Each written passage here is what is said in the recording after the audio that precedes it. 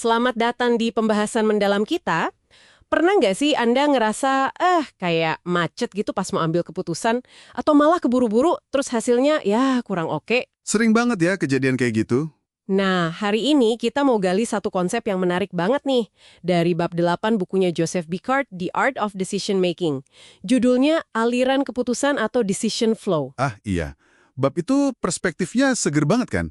Bicard itu pinter. Dia pakai konsep flow yang udah terkenal itu, tapi khusus buat ngelihat gimana kita bisa, bangun momentum pas lagi mutusin sesuatu. Betul. Jadi ini bukan cuma teori psikologi biasa aja ya. Bukan. Ini lebih ke aplikasi praktisnya gitu. Gimana biar prosesnya ngalir. Oke, jadi misi kita sekarang nih, bongkar gimana Bicard adaptasi ide flow ini buat urusan keputusan. Gimana caranya Anda bisa ciptain kondisi ini biar mutusin sesuatu tuh rasanya lebih natural, efisien, ya ujung-ujungnya udah efektif lah. Yuk kita telusuri bareng. Sip. Mungkin kita mulai dari inti konsep flow itu sendiri kali ya, biar dasarnya dapat dulu. Boleh. Jadi konsep flow ini kan aslinya dari psikolog Mihaly Csikszentmihalyi ya. Dia gambarin flow itu sebagai kondisi puncak keterlibatan mental. Pas kita benar-benar larut dalam satu aktivitas. Iya, definisinya yang klasik itu puitis banget ya. Terlibat sepenuhnya dalam suatu aktivitas demi aktivitas itu sendiri. Ego menghilang, waktu terasa cepat berlalu. Nah itu dia. Setiap tindakan, gerakan, dan pikiran mengikuti secara tak terhindarkan dari yang sebelumnya. Seperti bermain jazz. Keren banget kan? Banget, itu kondisi di mana kita bisa kasih performa terbaik.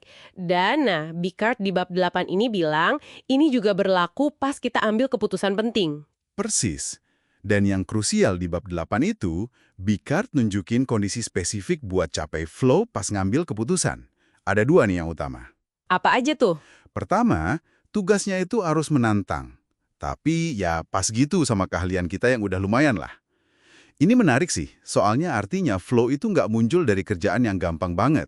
Oh, jadi tantangan itu malah bagus ya, bukan bikin stres? Justru itu, tantangan yang pas itu bikin kita terlibat penuh.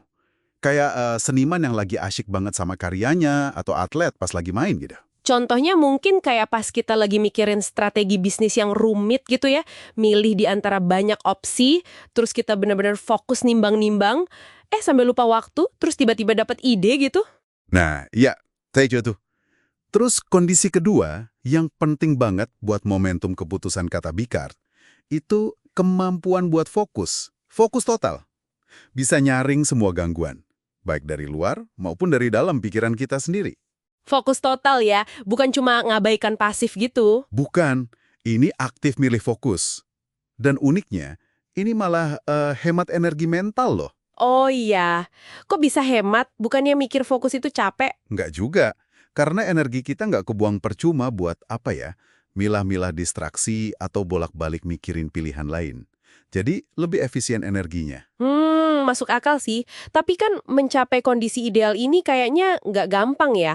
Pasti ada aja gangguannya. Betul, Csikszentmihalyi sendiri udah bilang, dan Bicard ulas lagi di bab ini, ada beberapa hal yang bisa jadi penghambat flow. Apa aja tuh biasanya yang menghambat? Misalnya nih, kesadaran diri yang berlebihan. Jadi kita terlalu cemas mikirin, orang lain bakal nilai keputusan kita gimana ya? Atau terlalu fokus ke diri sendiri, egois gitu. Maksudnya egois gimana? Jadi semua pilihan dievaluasi cuma dari untung ruginya buat diri sendiri aja, secara sempit gitu, nggak lihat gambaran besarnya. Oke. Terus kenapa itu bisa menghambat flow menurut Bicard di bab 8? Nah, ini nyambung ke momentum tadi. Kalau kita terlalu cemas soal penilaian orang, kita jadi ragu-ragu terus kan, mandek alirannya. Kalau terlalu egois, kita jadi kaku, susah lihat perspektif lain, susah adaptasi. Prosesnya jadi macet atau ya sempit banget. Energi psikisnya jadi nggak stabil atau kaku gitu ya? Iya, persis. Jadi nggak bisa ngalir bebas. Oke, ini nih nyambung ke pertanyaan penting. Sering banget orang mikir kalau udah flow itu berarti keputusannya harus cepet banget, kayak kilat gitu. Bener nggak sih? Nah, ini dia, inti argumen Bicard di bab 8 yang menurut saya penting banget.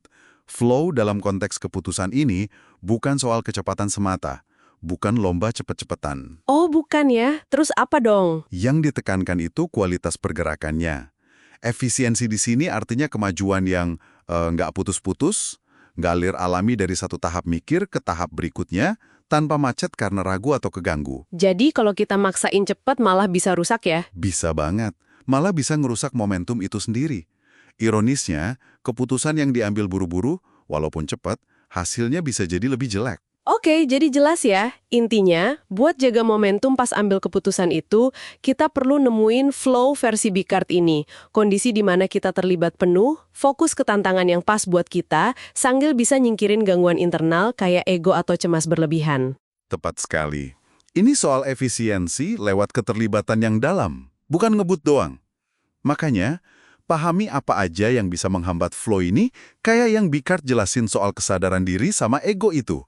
Sama pentingnya kayak tahu cara mancing flow itu sendiri.